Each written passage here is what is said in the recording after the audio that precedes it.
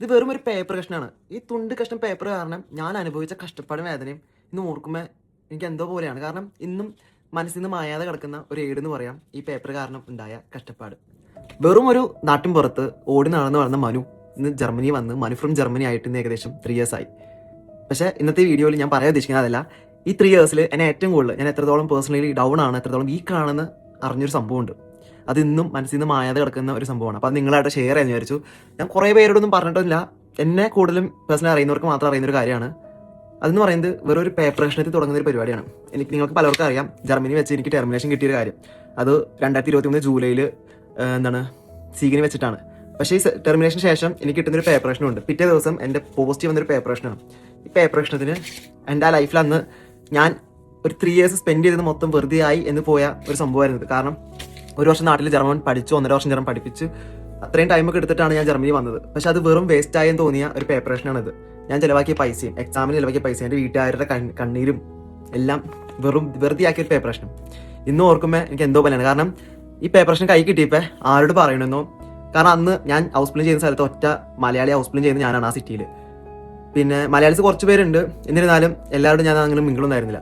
അല്ലെ കേൾക്കാൻ തയ്യാറായിരുന്ന ഒരാളെന്ന് പറഞ്ഞാൽ എൻ്റെ റൂംമേറ്റ് ആയിരുന്നു. പുൽക്കാനില്ലായിരുന്നെങ്കിൽ ഞാൻ ശരിക്കും മനു എന്ന് പറയുന്നത് ശരിക്കും ഒരു ഇതായിരുന്നു തന്നെ. കാരണം വീട്ടിൽ പോലും പറയാതിരുന്ന സംഭവങ്ങളാണ്. കാരണം ഒരു മാസം വീട്ടിൽ വിളിക്കാതിരുന്നൊരു സമയമുണ്ട്. കാരണം നമ്മൾ നാട്ടിലോട്ട് ഫ്ലൈറ്റ് ടിക്കറ്റ് ബുക്ക് ചെയ്ത് വെച്ചിട്ട് നാട്ടിൽ പോകാൻ പറ്റാത്തൊരവസ്ഥ. നാട്ടിൽ വലിയൊരു ഫംഗ്ഷൻ, 500-600 ആൾക്കാർ വിളിച്ച് നടത്തുന്നൊരു ഫംഗ്ഷനാണ്. ഞാൻ മാത്രം ഇല്ല. എല്ലാവരും ചോദിക്കുകയാണ് അവനെവിടെ. പക്ഷെ എനിക്ക് പറയാനൊരു മറുപടി എന്ന് പറയുന്ന സംഭവമില്ല. കാരണം എങ്ങനെ പാരൻസിൻ്റെ അടുത്ത് പറയും എന്ന് പറയുന്ന ഒരു സംഭവം മനസ്സിൽ നിന്ന് വരുന്നില്ല. സീഗൻ എന്ന് പറയുന്ന ഒരു കുഞ്ഞ് സിറ്റിയാണ്, ഒരു ടൗണിലെ ഓൾമോസ്റ്റ് എല്ലാ സ്ഥലവും ഞാൻ കണ്ടെടുത്തിട്ടുണ്ട്. കാരണം എല്ലാ മരത്തിന് മുകളിലൊക്കെ കയറിയിട്ടുണ്ട്. അവിടുത്തെ കരച്ചിലും പിരിച്ചിലൊക്കെ ആയിരുന്നു. ഉറങ്ങാത്ത ദിവസങ്ങൾ, അതായത് ഒരു 3 weeks ഞാൻ ഉറങ്ങിയിട്ടില്ല എന്ന് പറയാം. കാരണം ഈ പേപ്പറിന് ഏകദേശം 3 weeks ഒരു വാല്യൂ ആണുള്ളത്. ഈ പേപ്പറിൽ എഴുതിയ സംഭവം എന്താണെന്ന് പറയാം, ഞാൻ നീട്ടുന്നില്ല. ഈ പേപ്പറിൽ വ്യക്തമായിട്ട് എഴുതിയ സംഭവം എന്ന് വെച്ച് കഴിഞ്ഞാൽ എനിക്കൊരു ഡേറ്റ് വന്നിട്ടുണ്ട്. ആ ഡേറ്റ് പേപ്പർ കിട്ടി 3 ആഴ്ചയാണ്. അപ്പോൾ 3 weeksനുള്ളിൽ ഞാൻ തിരിച്ച് ഇന്ത്യയിലേക്ക് പോകണം.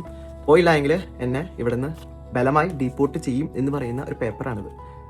നമ്മൾ ആദ്യമായിട്ട്, ഞാൻ 21 വയസ്സാണ്, ജർമ്മനി വന്ന് ഏകദേശം 4-5 മാസം ആവുന്നുള്ളൂ. ഇങ്ങനെ ഒരു പേപ്പർ കിട്ടിയപ്പോൾ എനിക്ക് ഫീലായ ഒരു കാര്യം എന്ന് പറഞ്ഞു കഴിഞ്ഞാൽ, എനിക്ക് ഇന്നും ഓർക്കുമ്പോൾ നിങ്ങളാണെങ്കിൽ എന്ത് വിചാരിക്കും? കാരണം നമുക്കൊന്നും അറിയത്തില്ല ആരുടെ അടുത്ത് ചോദിക്കണമെന്നൊന്നും. നമ്മൾ ഹെൽപ്പ് ചെയ്യാനായിട്ട് കുറേ പേരുടെ അടുത്ത് പോകുന്നുണ്ട്, പക്ഷെ എല്ലാവരും ഹെൽപ്ലെസ് ആണ്, ആരും ഹെൽപ്പ് ചെയ്യാനില്ല.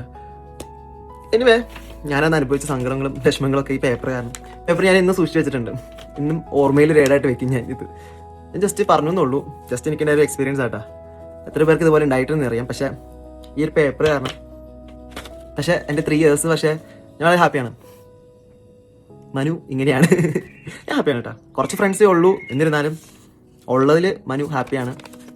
ഈ പേപ്പർ കാരണം ഒരുപാട് ഹാപ്പിയാണ്. അതുകൊണ്ടാണ് ഞാൻ എൻ്റെ മ്യൂണിക്ക് എത്തി നിൽക്കുന്നത്. അതാണ് എൻ്റെ 3 years. 3 yearsൽ എനിക്ക് ഓർമ്മ എന്ന് പറയുന്ന വലിയൊരു ഓർമ്മയാണിത്. ഇതില്ലാതെ അപ്പോൾ എന്നെ സപ്പോർട്ട് ചെയ്യുന്ന എല്ലാവർക്കും ഒരുപാട് താങ്ക്സ്. വീഡിയോസ് ഇടുന്നൊക്കെ കുറവായിരിക്കും, കാരണം എൻ്റെ അപ്ലൂസിന് വേണ്ടി പ്രാർത്ഥിക്കണം. കാരണം എനിക്ക് പറ്റുമെന്നില്ല, എനിക്കറിയത്തില്ല, അത്രയ്ക്കും പേടിയാണ്, പഠിക്കാനൊരു ഇൻട്രസ്റ്റും ഇല്ല. അതിന് വേറെ കാര്യം, ഞാൻ സൈഡ് ചെയ്യുന്ന മിനി ജോബൊക്കെ നിർത്തി. എന്നിരുന്നാലും ഉള്ളിൽ നിന്നൊരു ഇത് വരുന്നില്ല, അതുവരെ വന്നിട്ടില്ല. പക്ഷേ എന്നെ കൊണ്ട് പറ്റും.